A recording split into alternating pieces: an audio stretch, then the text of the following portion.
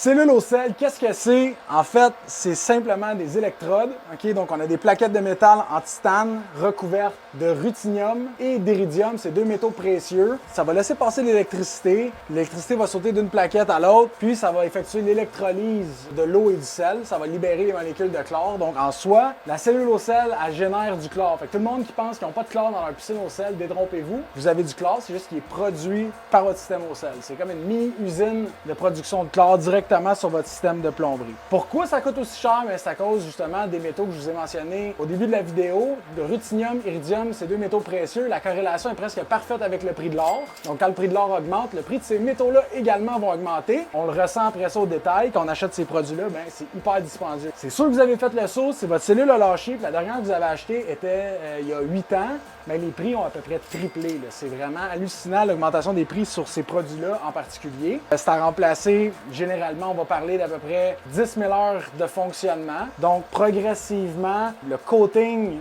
de ruthénium et d'iridium sur les plaquettes de titane va se dissoudre. C'est le résultat de l'électrolyse de l'eau et du sel. Et puis, une fois qu'il n'y a plus de ce métal-là qui vient recouvrir les plaquettes, il n'y a plus de conductivité, donc plus d'électricité qui passe, l'électrolyse ne se fait plus. Ça se traduit par le fait que le système au sel va plus détecter la quantité de sel qui est en solution dans l'eau. Puis à ce moment-là, il faut remplacer la cellule.